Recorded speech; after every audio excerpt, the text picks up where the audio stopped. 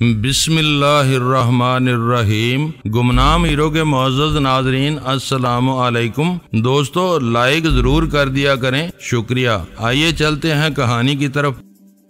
हाँ ठीक है, जरा इसे उठाएं, ये गद्दा भी इसके नीचे बिछा देता हूँ। खून लगने के डर से मैंने ये बिस्तर उधर डाल दिया था, पर अब फिक्र नहीं, मेरा ख्याल है इसका खून बहना बंद हो गया है। दाऊद ने ये कहकर गद्दा बड़ी एहतियात से चारपाई पर बिछा दिया। इस तरह के आबी ने भी इस काम में हमारी मदद की। वो जो नीचे ही नीचे डूबता जा रहा था अब संभलने लगा था। दाऊद ने गड़बी में से निकालकर बाकी दूध भी गिलास में डालकर इसे पिला दिया। आबी ने वो भी गटागट चढ़ा लिया। इसकी भूख जोरों पर थी, मगर मैं क्या कर सकता था। मेरा अपना हाल बहुत ही दगरगू होने लगा था। मेरा वो भीगा हुआ लिबास अब मुझे भी ज़ेर करने लगा था। मैंने कोट कमीज और बनियान उतार कर निचोड़े और फिर इन्हें झोंपड़ी में सूखने के लिए डाल दिया। तुम्हारे पास कोई खाने की चीज नहीं है दाऊद? रोटी भी है और साग भी, पर आपको हमारी रोटी पसंद नहीं आएगी। नहीं यार, भूखे आदमी की भी कोई पसंद होती है। तू ला जो कुछ भी है। इसने लकड़ी के एक डिब्बे में से रुमाल में लिपटी हुई रोटियां निकाली। मकई की 6 रोटियां और उन पर रखा साग देखकर मेरे मुंह में पानी आ गया। मेरे लिए वो ऐसी नेमत गैर मुतरकबा थी कि एहसास तशक्कर से एक बार मेरी आंखें भीग गईं।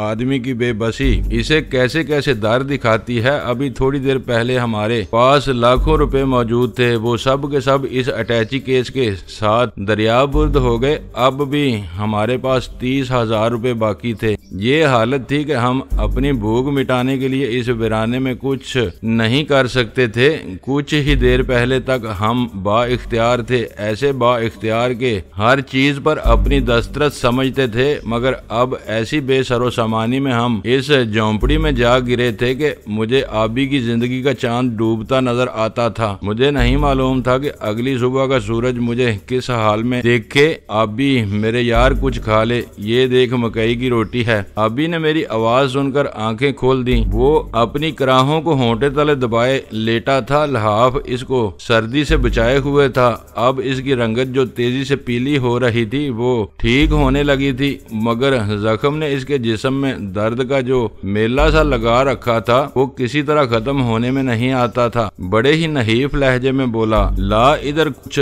खा पी कर मरूंगा तो मुझे अफसोस नहीं होगा। तू नहीं मरेगा मेरे भाई, ये ले। ये कहकर मैंने इसे देकर चारपाई पर बिठा दिया। यार ये जकड़बंद इतना सख्त बांधा है तुमने कि मेरी टांग फंस गई है। तेरे लिए यही अच्छा है अभी, वरना खून बहुत बह जाता और तू सुन्न होकर रह जाता। ले खा ले। ये कहकर मैंने चंगेर में दरी रोटियां इसके सामने रख दी। सरसों का साग लजीज था। अभी अपना दुख भूलकर रोटी पर पल पड़ा। हम दोनों ने 2-2 रोटियां पेट में डाली तो मालूम हुआ कि अब मजीद किसी चीज की गुंजाइश नहीं है। वो खासी मोटी भारी भरकम रोटियां थीं। दाऊद खुश हो गया, बोला, मुझे क्या पता था बाबूजी कि आपको इतनी भूख लगी है। कुछ ही देर पहले वो रोटियां लाया था। ये कहकर इसने मेरी स्टेन गन हाथ में पकड़ ली। उसे मैंने यूं ही बेख्याली में आबी की चारपाई पर साथ डाल रखा था। अरे ये भरी हुई है मेरे यार, इसे रख दे। ये बड़ी गुसीली शय है, आदमी को उलट के रख देती है। और सुअर को भी इसने हैरत से कहा। हाँ, सुअर क्या शय है इसके आगे? क्या यहाँ बहुत सुअर होते हैं? जी हाँ, जान अजाब में डाल रखी है इन्होंने, मगर हमारे पास एक भी नहीं है। हालांकि मेरा निशाना बहुत अच्छा है, मैंने पक्की राइफल भी चलाई है। फिक्र न कर मेरे यार, किसी दिन मैं फिर इधर आया तो तेरे लिए बंदूक ले आऊंगा और गोलियां भी। सच बंदूक ला देंगे आप मुझे? वो खुश हो गया। क्यों नहीं, ये कौन सी मुश्किल बात है। ये कहकर मैंने स्टेन गन उसके हाथ से लेकर उसके चैम्बर में से सारी गोलियां निकालकर इसमें घुसा पानी साफ किया, फिर उसकी नाल भी अंदर से खुश्क की। उसे तो हरदम रवा दवा रहना चाहिए था, यही हाल मेरे चुपशा का था। इसे भी मैंने कपड़े से मांज कर साफ किया और फिर दोनों में गोलियां भरकर मैंने दाऊद से नजर बचाकर इन्हें झोंपड़ी के बाहर पड़े घास फूस के नीचे छुपा दिया। अभी बड़े हौसले से दर्द की टीसों का मुकाबला कर रहा था। इसके चेहरे के बदलते रंग मुझे इसकी अजियत का एहसास दिला रहे थे, मगर मेरे बस में था ही क्या। मैं बस इसे तक देखता रहा। हमारे सिगरेट भी भीग चुके थे, मगर वो ऐसे पैकेटों में बंद थे कि सिगरेटों के गुदे तक पानी ने असर नहीं किया था। झोंपड़ी के बाहर दाऊद ने आग जला दी थी। मैंने अपने कपड़े आग के अलाव के करीब गड़े बांस पर लटका दिए और फिर सिगरेट भी आग के सामने रखकर सुखा लिए। जब मैंने एक सिगरेट आबी को दिया तो वो खुश हो गया, मुस्कुराते हुए बोला, यार उधर जन्नत में सिगरेट भी मिला करेंगे कि नहीं? अभी से तुझे जन्नत की फिक्र क्यों लगी है? इरादे तो नेक है ना तेरे। जिंदगी का क्या भरोसा है जलानी? तूने देखा नहीं वो गोली रान से जरा ऊपर कमर में लग जाती तो पेट में से गुजर कर मुझे खुदा हाफिज कर जाती। हाँ ये तो है आबी भाई, जिंदगी का वाकई कोई भरोसा नहीं है। उस उर्फी ही को देखो। इसीलिए तो कहता हूँ कि आदमी को जन्नत दोजख के हालात का भी इल्म होना चाहिए। मगर तुम तो सिर्फ जन्नत की बात करते हो, हालांकि तुम्हारे उधर जाने का कोई इम्कान नहीं है। ऐसा ना कहो यार, वरना तो हमारे दोनों जहान बर्बाद हो जाएंगे। इधर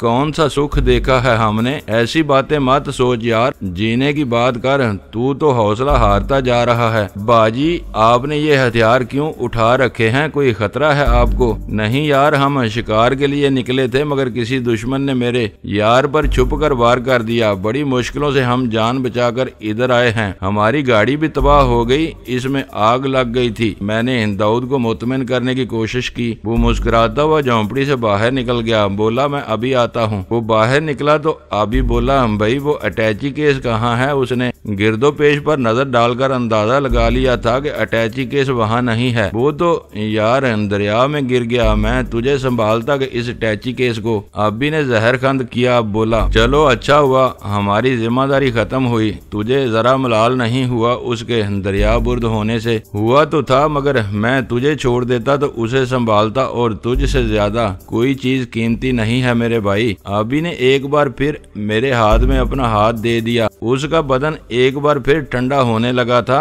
ज्यादा खून बह जाने की वजह से इसकी हालत बहुत ही परेशान कुन थी, और वो महज अपनी कुव्वत इरादी की वजह से अब तक खुद को संभाले हुए था। अचानक हमें यूं महसूस हुआ जैसे झोंपड़ी में बोंचाल आ गया है। शायद कोई जानवर इससे टकरा गया था। खबरदार, अगर किसी ने हरकत की तो गोली मार दी जाएगी, किसी ने झोंपड़ी के पिछले हिस्से से बड़ी लर्जाखेज आवाज में कहा। ये उसी पुलिस ऑफिसर की आवाज थी जो मैं दरिया के पार सुन चुका था। मैंने घबराकर इर्द गिर्द नजर डाली तो ये देखकर दंग रह गया कि झोंपड़ी के तीनों अतराफ से 3 राइफलों की नालें हमारी तरफ उठी थी, और झोंपड़ी के दरवाजे पर एक पुलिस अफसर पिस्तौल ताने खड़ा था। इसके दाएं बाएं 2 सिपाही थे, उनके हाथ में राइफलें थीं। वो अचानक ही हम पर आ चढ़े थे। मैं बेबस होकर रह गया। कई रास्ते मेरे जहन में उभरे, मगर इनमें से कोई भी सलामती की तरफ नहीं जाता था। आबी का रंग फक हो गया। मेरी अपने फैसले की कुव्वत मफलूज होने लगी। वो लोग शायद बहुत आगे जाकर कश्ती में बैठकर दरिया अबूर कर आए थे। मैं उनकी तरफ से गाफिल ही हो चुका था, मगर मैं कर भी क्या सकता था। सबसे अहम बात तो ये थी कि मुझे आबी की जिंदगी के लाले पड़े हुए थे। इसको फौरी तौर पर किसी महफूज जगह की जरूरत थी। मैं झोंपड़ी को गनीमत समझकर वहां रुक गया था, मगर मुझे ये ख्याल ही नहीं आया कि वो लोग हमारा ताक़ब करते हुए दरिया के पार भी आ सकते हैं। अपने हाथ ऊपर उठा लो जलानी, तुम्हारी रस्सी खत्म हो गई है। उस पुलिस अफसर ने बड़े तहक्कुम अमेज लहजे में कहा। आपको सख्त गलत फहमी हुई है जनाब, मेरा नाम गुलाम जलानी नहीं है। मैंने बिस्तर से उठते हुए कहा। बकवास मत कर जलानी, मैं तुझे अच्छी तरह जानता हूँ। तूने हमारे 2 आदमी मार दिए और समझा कि तू हमसे बचकर निकलेगा। ये कहकर वो आदमी पिस्तौल लहराता हुआ मेरे सामने आ ठहरा। इसके इशारे पर सिपाहियों ने आबी के बदन पर पड़ा हुआ लिहाफ नोच लिया। तो ये है तुम्हारा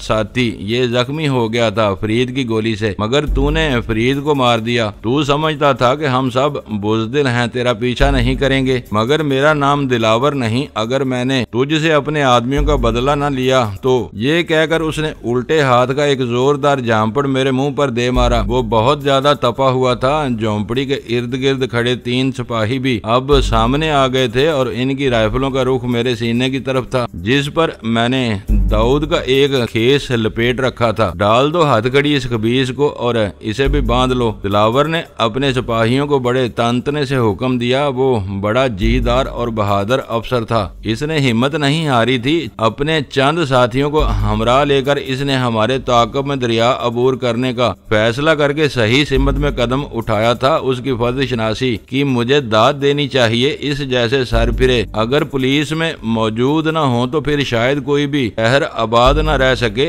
ये इस जैसे जान फरोशों ही का करिश्मा था कि मुजरम मुंह छुपाए फिरते थे और कानून से लरजते थे, वरना तो कोई ताकत एक गलतकार आदमी को इसकी राह से हटा नहीं सकती है। मेरे लिए फरार की सारी राहें मसदूद हो गई थीं। एक लहजे के लिए तो मैं सुन्न होकर रह गया। वो दिलावर अगर चाहता तो हम दोनों को वहीं गोली मार सकता था।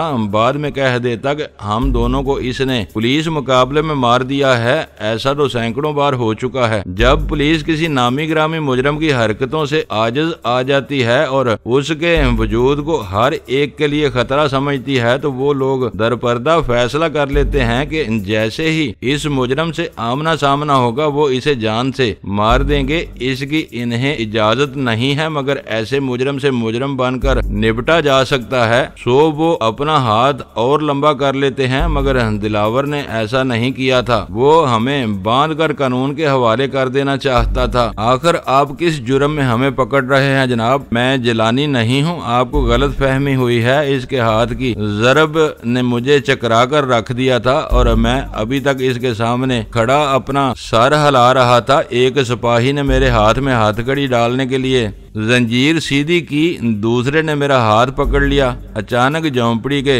गिर्द शेर की तरह गरजा और उसके साथ ही डब डब दो गोलियां चली।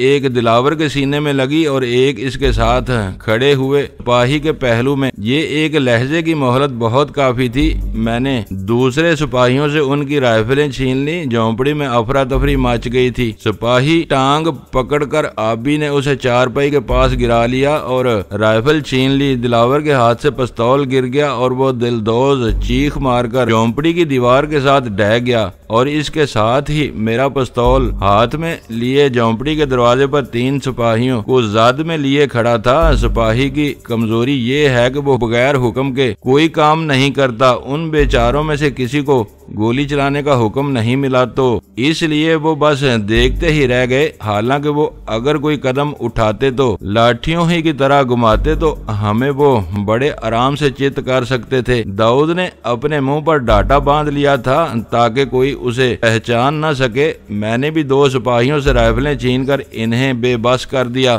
था। दाऊद को अपने पीछे देखकर इन तीनों सिपाहियों ने अपने हथियार नीचे गिरा दिए। वो तादाद में 6 थे। 7वां उनका अफसर था दिलावर हुसैन और इसकी हालत सबसे ज्यादा खराब थी। जिस सिपाही को आबी ने नीचे गिराया था वो वही था जिसके पहलू में गोली लग चुकी थी। इनको बांध दो बाबूजी, ये किसी को चैन नहीं लेने देते। दाऊद ने अपनी आवाज बदल कर कहा। वो जबरदस्त किस्म का जंगजू आदमी साबित हुआ था। इसे मालूम था कि मैंने अपने दोनों हथियार लोड करके कहां छुपा रखे हैं, मगर मुझे नहीं मालूम कि उसने किस जज्बे के तहत इन सिपाहियों पर यूं अचानक हमला कर दिया था। इसका वो एहसान मैं जिंदगी भर नहीं भूल सकता। इसने ऐसी जुर्रत से हमारी जान बचाई थी कि अगर हम शेर को भी अपनी हिफाजत पर मामूर करते तो भी हम महफूज न रह सकते थे। हुक्म सुनते ही मैंने एक एक करके तमाम सिपाहियों को झोंपड़ी में रखे एक मोटे रस्से से जकड़ कर डाल दिया। जब मैं उनको बांध कर डाल चुका तो दाऊद मुझे खींचकर झोंपड़े से बाहर ले गया और खासे फासले पर पहुंचकर बोला, लो भाई, मैंने अपना काम पूरा कर दिया है। आप मेरे मेहमान हैं। आपकी जान बचाना मैं अपना फर्ज समझता हूँ। अगर आप इधर कोई वारदात करने आए थे तो इसका ख्याल छोड़ दें और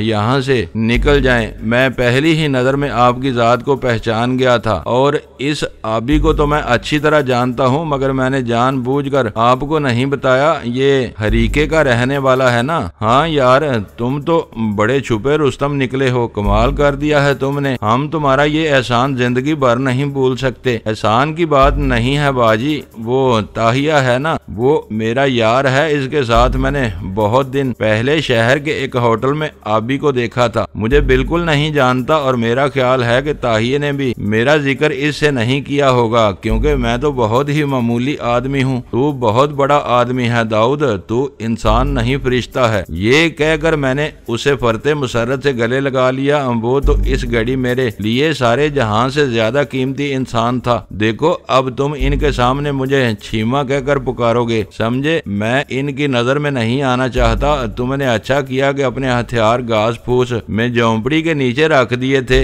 वरना तो मैं कुछ भी न कर पाता। अचानक दूर से किसी घोड़े के हिनहिनाने की आवाज सुनाई दी। ले वो शायद तांगा आ गया है, मैं इसे उधर ही रोकता हूँ। मैं सीटी मारूं तो आबी को उठाकर इधर ले आए। ये कहकर वो माल्टे के बाग में भागता हुआ दूसरी तरफ निकल गया। अभी चंद ही मिनट गुजरे थे कि एक पुरस्कार सीटी की आवाज गूंजी। मैं तेजी से झोंपड़ी में पहुंचा और अपने कपड़े पहन लिए। मैंने हथियार समेटे और फिर आबी को कमर पर लाद कर तेजी से बाग में से भागता हुआ दूसरी तरफ निकल गया। वहाँ खादू तांगा लिए खड़ा था, कोचवान साथ नहीं आया था। दाऊद ने कहा, वो डॉक्टर नहीं मिला बाजी, वो बहावलपुर गया हुआ है। वो अलसी भी बीमार था, उसने 20 रुपए लेकर तांगा दे दिया है। आप इसमें बैठे, हम शाहदरा जाकर इसका इलाज कराते हैं। ये कहकर इसने सहारा देकर आबी को बड़ी एहतियात से अगले हिस्से में बिठाया। इस तरह के इसकी जख्मी टांग उठाकर मैंने अपनी गोद में रख ली। आबी के नीम खुश्क कपड़े भी मैं साथ ले आया था, उनकी पोटली दाऊद ने पकड़ ली और पिछली सीट पर बैठकर बोला, चल खादम हसैना, अब शाहदरे चल मेरे यार। इस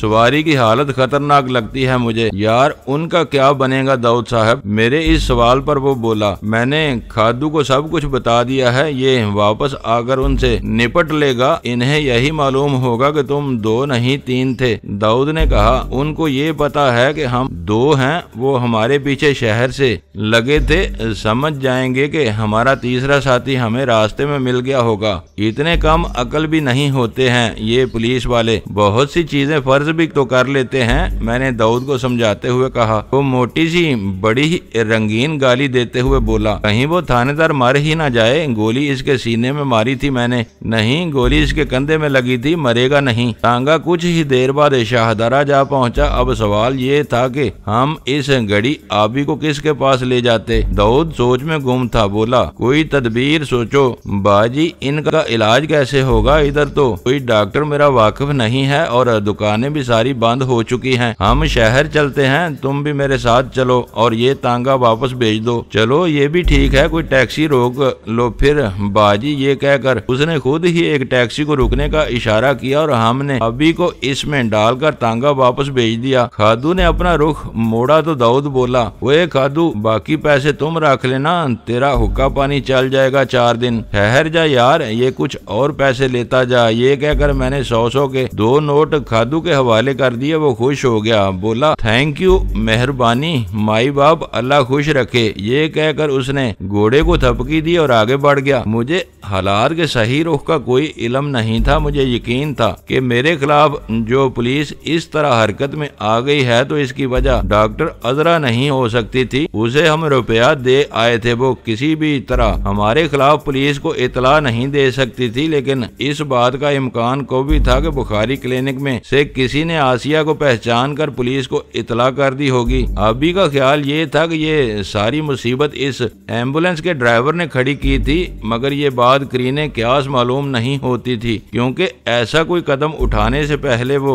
डॉक्टर अजरा से मशवरा जरूर करता, क्योंकि एम्बुलेंस को उसने डॉक्टर अजरा के हुक्म पर ही क्लिनिक से बाहर निकाला था। अब ये जो पुलिस के सिपाही हमारे पीछे लग गए थे तो इसकी वजह कोई और ही थी। यही सबब था कि मुझे शहर में बहुत ज्यादा मोहतात रहने की जरूरत थी। अभी इस जख्म का पहला वार बड़ी हिम्मत से सहार चुका था और अब ना तो जरियाने खून बाकी रहा था, ना दर्द की वो पहली सी कैफियत बाकी थी। वो चुप था और बड़े सब्र से उसने इस इब्तला को सहना सीख लिया था। लेकिन इसका ये मतलब भी नहीं था कि वो इलाज के बगैर जानवर हो सकता था। इसकी नब्ज पहले से बहुत आहिस्ता चल रही थी और इसे फौरी इलाज की सख्त जरूरत थी, मगर मैं उसे लेकर कहाँ जाता। सरकारी अस्पताल भी अच्छी जगह है, मगर मुझे वहाँ भी किसी न किसी पुलिस वाले से टकरा जाने का सख्त खतरा था, क्योंकि अस्पतालों के हंगामी वार्डों में तो वो आते ही रहते हैं। डॉक्टर अजरा का क्लिनिक भी मुझे महफूज नजर नहीं आता था। चारों नाचार मैं आबी को इसकी कोठी पर ले गया। इस वक्त रात के 11 बज रहे थे। इसकी मुलाजमा बरौनी ने दरवाजा खोला तो मैंने कहा, डॉक्टर साहब से कहो हाशिम खान आया है। वो इन्हीं कदमों लौट गई। दूसरी बार जब वो नमूदार हुई तो डॉक्टर अजरा इसके साथ थी। वो नींद से उठकर आई थी। एक बड़ी सी बादामी रंग की गर्म चादर उसने ओढ़ रखी थी। वो हैरत ज़दा सी होकर बोली, क्या बात है, खैर तो है? आपके पास स्ट्रेचर होगा, वो मंगवाएं, मेरे दोस्त सख्त जख्मी हैं। ये कहकर मैंने सरगोशी में कहा, टैक्सी में आबी लेटा है, उसे गोली लग गई है। बरौनी जाओ, स्ट्रेचर बाहर ले आओ और जल्दी करो। इसकी वो एंग्लो इंडियन मुलाजमा उल्टे कदमों वापस हुई और कुछ ही देर में वो स्ट्रेचर ले आई। आबी को इस पर डालकर जब मैं और दाऊद डॉक्टर अजरा के खास कमरे में पहुंचे तो इसने इस्तफामिया नजरों से मुझे देखकर पूछा, ये कौन है? इसका इशारा दाऊद की तरफ था, जिसका देहाती लिबास इस माहौल से कतन कोई लगा नहीं खाता था। ये इनका दोस्त है दाऊद, इसने हमारी बहुत मदद की है। डॉक्टर, ये इसका एहसान है कि हम यहाँ तक आ पहुँचे हैं। अच्छा, इनको दूसरे कमरे में बिठाएं। बरौनी, इनके लिए उम्दा सी चाय बनाओ। खाना खाएंगे कि नहीं? हाँ, खाना भी मंगवा लें, मेहरबानी होगी। मैंने अजरा की दी हुई अंगूठी को इसके सामने नुमाया करते हुए कहा। वो मुस्कुरा दी, बोली, ठीक है बरौनी, इनके लिए खाना भी लगा दो, फ्रिज में रखा होगा। ये कहकर उसने हमें कमरे से निकालकर एक छोटी सी राहदारी में से गुजारा और फिर तीसरे कमरे में दाखिल करके दाऊद से बोली, आप यहाँ बैठे, मैं जरा मरीज को देख लूं। आप मेरे साथ आए हाशिम साहब। मैंने दाऊद को इसके सजे सजाए ड्राइंग रूम में बिठाया और फिर इसके पीछे मैं आबी के पास जा पहुंचा। हुआ क्या था? ये जख्म कैसे आया है इन्हें? और ये ऊपर राख डाली है आपने? ये मैंने ही डाली थी डॉक्टर, खून बंद नहीं हो रहा था, रान उधड़ गई है। ये कहकर मैंने मुख्तसर अल्फाज में इसको वाकयात बताए तो वो आबी की नब्ज टटोल कर बोली, आपने अच्छा किया कि जख्म पर राख डाल दी थी।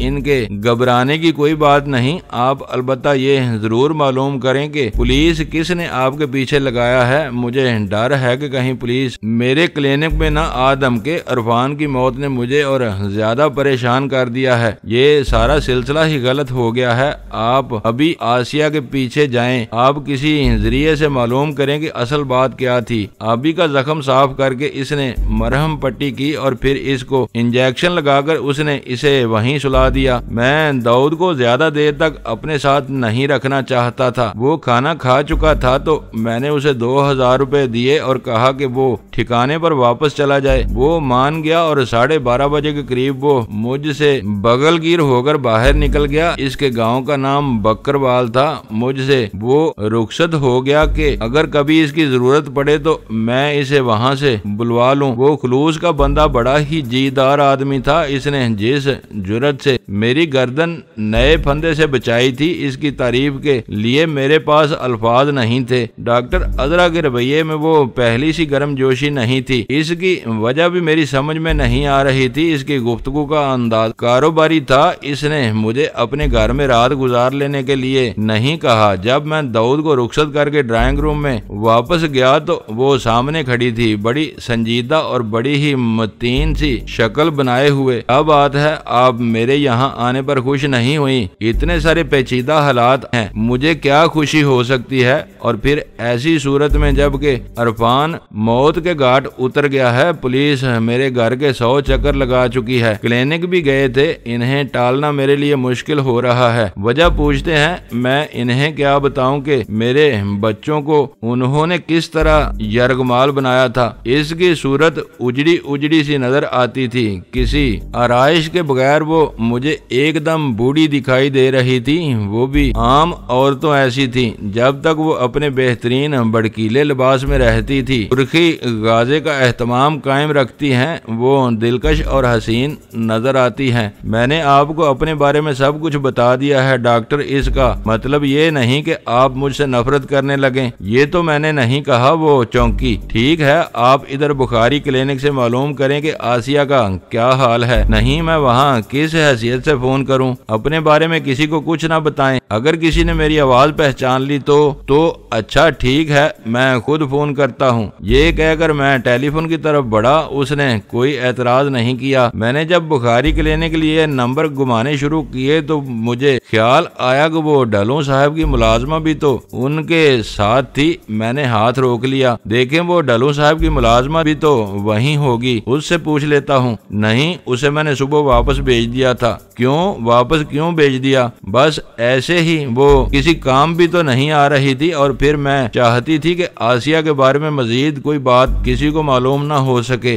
कमाल करती हैं आप। अरे भाई, उसे तो डलों साहब ने खुद हमारे साथ भेजा था, तो इससे क्या फर्क पड़ता है? आप फोन करके किसी भी आदमी से बात कर सकते हैं। वो उलझी हुई थी। मैंने एक बार फिर नंबर घुमा दिए। हेलो, किसी खातून की आवाज मुझे सुनाई दी। देखें जनाब, मुझे उस मरीजा से बात करनी है जो आज सुबह वहाँ दाखिल हुई थी। इसका नाम आसिया है। उसकी मुलाजमा से मिलवा दें। आसिया, आप कौन हैं? मैं इसका मामू बोल रहा हूँ। देखें जनाब, उसे तो सरकारी अस्पताल में भेज दिया गया है। सरकारी अस्पताल में किसने भेजा है इसे? 2 आदमी आए थे, वो उसे एम्बुलेंस में डालकर ले गए। किसकी इजाजत से? डॉक्टर बुखारी की इजाजत से। यहाँ एक नर्स रीटा होगी, आप उससे मुझे मिलवा दें। वो भी इसके साथ ही गई है और अब तक वापस नहीं आई। किस अस्पताल में होंगे वो लोग? इसका तो मुझे इल्म नहीं है जनाब, वो औरत बोली। मुझे डॉक्टर बुखारी से मिलवा दें। वो तो अपनी कोठी पर होंगे और इस वक्त गालबन सो चुके होंगे।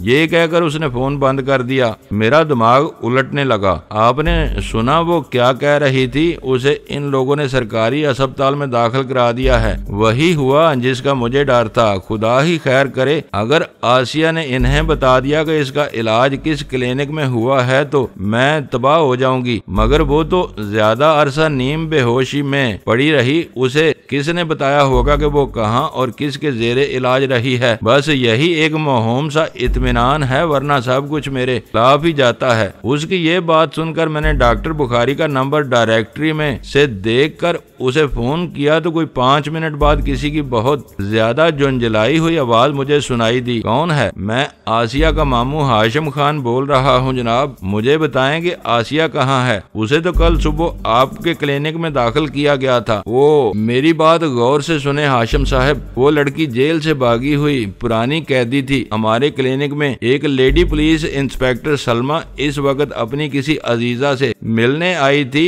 उसने आसिया को पहचान लिया और अपने तौर पर उसने पुलिस को इतला दे दी। इस लड़की की तो तस्वीर भी अखबार में छपी थी। इस इतला पर पुलिस ने हमारे क्लिनिक को घेरे में ले लिया। वो इसके भाई जिलानी को भी गिरफ्तार करना चाहते थे। जिलानी आया भी था सहपहर को, मगर पुलिस को देखकर वो भाग निकला। वो कार में था, अपने साथी के हमरा पुलिस इनके पीछे भागी, मगर वो हाथ नहीं आया। मुझे किसी ने बताया है कि इसका पुलिस से मुकाबला भी हुआ है। रात को 10 बजे पुलिस के सिपाही खामोशी से आसिया को गिरफ्तार करके ले गए थे। अब भी मेरा ख्याल है कि खुफिया पुलिस के लोग मेरे क्लिनिक के इर्द गिर्द मौजूद हैं। वो रीटा को भी साथ ले गए, क्योंकि मुझे किसी ने बताया है कि इसका भी इन लोगों से गहरा ताल्लुक है। समझे आप? हम तो इस लड़की की वजह से जलील होकर रह गए। समझे आप? वो बहुत ही तपा हुआ था। बिल्कुल समझ गया जनाब। वो किस अस्पताल में होगी इस वक्त? इसके गुर्दे का ऑपरेशन किसने किया था? इस डॉक्टर के बारे में मुझे अभी तक पता नहीं चला। इसे फौरी इलाज की जरूरत थी।